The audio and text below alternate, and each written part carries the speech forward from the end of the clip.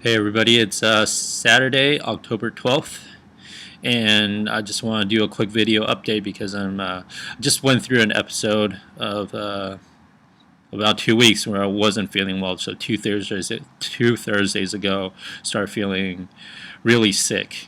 And the symptoms were, and I just sent this email out to the doctors 2 days ago, and then funny enough, I just started feeling better right after I sent out the email.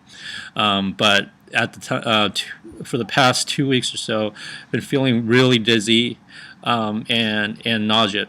And the kind of feeling is it's not a normal kind of nausea. It's more like air sickness. And the funny thing is, I don't get air sick much, if at all. The few times I've had is probably when I ate too much right before going on a flight, and my stomach wasn't really feeling well from being allergic to something that I ate. So this time it persisted for 2 weeks and a day. And it just felt terrible. It felt like a lot of pressure underneath the ears, even though when I was feeling around in here, it didn't hurt. So it didn't feel like an infection. And the nasal cavities and even around the eyes, there was a lot of pressure, and in the temples right here. So that kind of debilitated me from really doing much, if anything at all, for the past 2 weeks. Wasn't really able to get up, and actually, I guess I didn't have a lot of strength because I wasn't eating a lot. Uh, the more I ate, the dizzier I felt. So that's kind of similar to the air sickness that I'm trying to describe to you. And along the same lines, even taking Elacare, which is my go-to for nutrition, drinking that would still make me nauseous, and just kind of made things worse. So I was in trouble either way.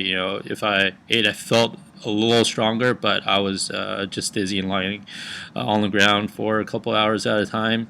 And even the few times I was able to get in a car and drive, it wasn't a good idea. It was pretty hard to I mean, I've done it before. I've driven sick a lot, but it wasn't a good idea. To kind of have to estimate where the car is instead of actually feeling it, just because you're dizzy and can't really tell exactly where things are. So you can't really feel the car as much as I would like to. So having done that, I sent out this email, and the doctors, their guesses were whether it was some kind of nasal infection or ear infection. And again, I checked it. There's no fever, nothing really wrong with it.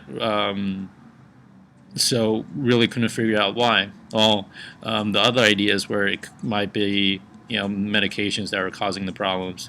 The only medication I've changed in the past month or so is beginning of September. I increased my gastrocrom from 400 milligrams a day, so 4 vials a day, to 6 vials a day, so 600 milligrams.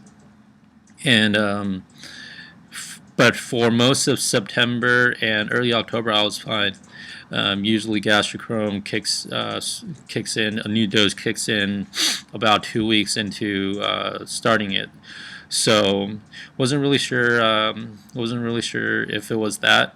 Cyclosporin was another concern, but I've been on the same dose for about a year or so, and usually a concern. Sometimes side effects will show up where you start getting worried is higher blood pressure.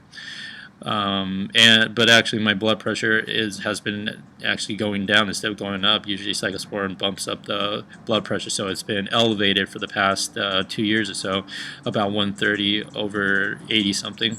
But right now, it's about 110 over 70, which is really good. It's probably the best it's ever been since I've been on cyclosporin. So, wasn't really sure if it was that either. And another idea was the wind's just been blowing like crazy starting that Thursday, that when I started getting sick, and a bunch of other friends who are normally healthy, they were telling me that they've been getting migraines and allergies. So it might have been the wind and the weather change, because it's finally feeling like fall out here in LA.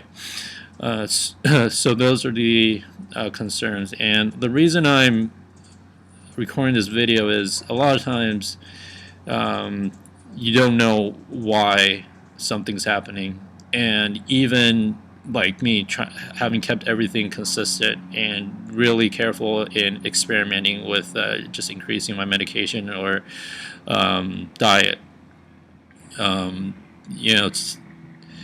things just happen. And a lot of times people think that, I've been doing everything the same, so should be feeling the same, or the improvement should continue instead of going down.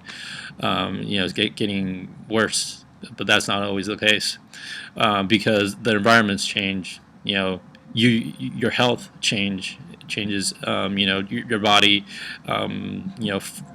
As opposed to like the first time you take a medication versus like me, a couple years after being on the medication, the amount of chemicals in your body and how it's improved you, or the side effects could have been building up somewhere.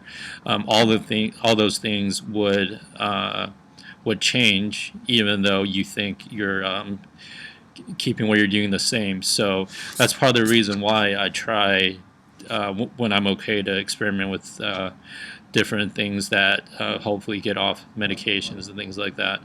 But that's something to watch for, and it's always important to keep notes, which is why I'm doing this video. Is more for me than for other people. But really glad that all of you have watched it, and a lot of people have told me that it's helped, and things you've tried of what I said. So that's great to hear. Also, I want to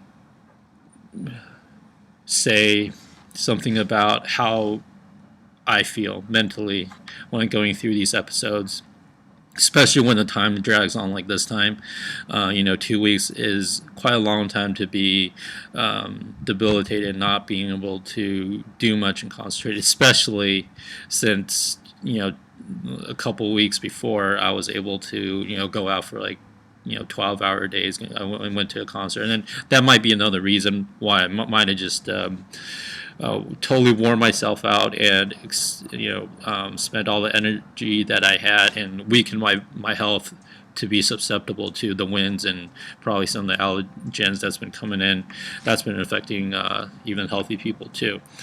So, but after being slowly getting used to going out and being with friends and having what people call a life, it was hard to be cooped up at home and even not being able to do things, because usually I keep myself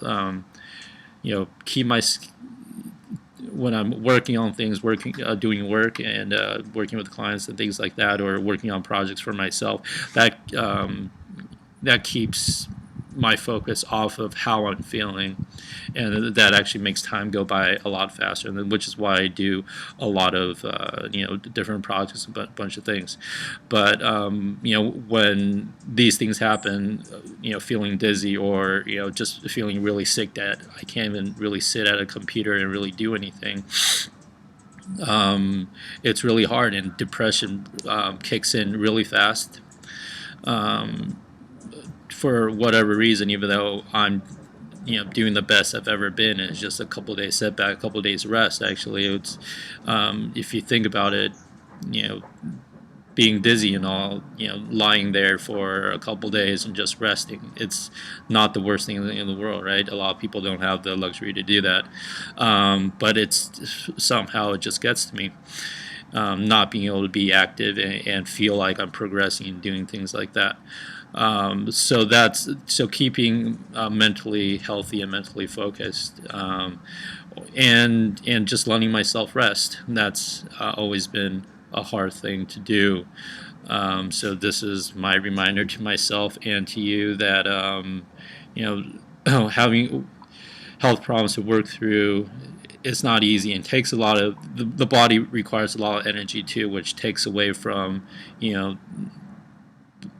us, the mental part, being able to do things, because the body and the mind uses the same energy, and obviously with all the allergies and not being able to eat much, it's hard to even have a lot of energy to begin with.